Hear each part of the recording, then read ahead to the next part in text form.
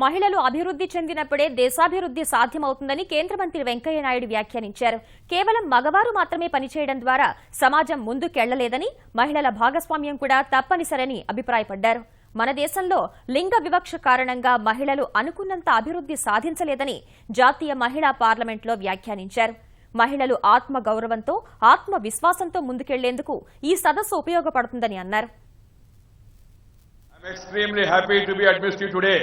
ఈ పవిత్ర కృష్ణా గోదావరి సంగమంలో నూతన రాజధాని అమరావతి ప్రాంగణంలో ఇవాళ మనందరం కూడా ఇంత పెద్ద ఎత్తున దేశం నలుమూల నుంచి అటక్ నుంచి కటక్ వరకు కన్యాకుమారి కాశ్మీర్ వరకు ఒక వేదిక మీద కలుసుకొని ఆలోచనలు తలబోసుకొని కలబోసుకొని ఈ ఆలోచన నుంచి మంచి విషయాలు నేర్చుకొని ముందుకు వెళ్లాలని చెప్పి నిర్ణయించడం అవుతుందో చాలా సంతోషం.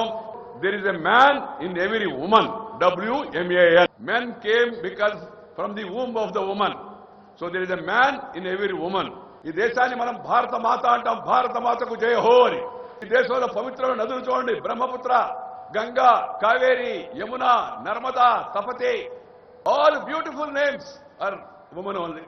మొత్తం ఆస్తిని అంతా కూడా మగవాళ్ళ పేరుతో పెడుతున్నాం కాబట్టి అమ్మాయి పుడితే ఈ అమ్మాయికి పెళ్ళెట్ అవుతుంది, కట్నం ఎవరిస్తారు, అందుకని గర్భవిచ్ఛేద్దామనే తప్పుడు ఆలోచనల మధ్యలో సమాజంలో వచ్చాయి. కానీ ఆఖరి క్షణంలో ఆదుకునేది అమ్మాయి అనే విషయాన్ని జీవితంలో అందరూ కూడా తెలుసుకోవడానికి అవసరం ఎంత ఉందని మీ అందరూ కూడా మనం చేస్తా ఉన్నాను. ఆస్తిలో సగభాగం మహిళలకు ఇవ్వచ్చు అనే రాజకీయ నినాదాన్ని చేపట్టింది. ఆ నినాదానికి దానికి ఒక సాకారం చేసి, దానికి ఒక ఆకారం చేసి, దానికి ఒక ప్రాకారం ఇచ్చి తన సహకారాన్ని అందించింది మడమ తిప్పని మహానాయకుడు స్వర్గీయ నందమూరి తారక రామారావు విషయాన్ని కూడా మన అందరూ కూడా గుర్తుపెట్టుకోవడానికి అవసరం అవుతుందని మీ అందరూ కూడా మనం చేస్తున్నాను. I'm happy different states are having reservations. Some are 33, some states are having 50% reservation for the women in the local bodies. పిల్లల్ని చదువుకోవాలి. అందుకే ప్రధానమంత్రి గారు బేటీ పడావో బేటీ బచావో అని చెప్పాడు. సుకన్య సమృద్ధి యోజన అని చెప్పాడు. కేంద్ర ప్రభుత్వం వరుసగా తెచ్చుకునే చట్టాలన్నింటిలో కూడా స్త్రీలకు ప్రాధాన్యత ఇస్తుంది. ప్రధానమంత్రి గారు చెప్పారు, కమ్మరి, కుమ్మరి, వడ్రంగి, నేత, గీత, బోయ, యాదవ, చాకరి, మంగలి, హరిజన, గిరిజన ఈ పేద వర్గాల్లో ఉన్నట్టుగా మహిళలకు ముందు ప్రాధాన్యత ఇవ్వాలా. 60% the loan should be given to women.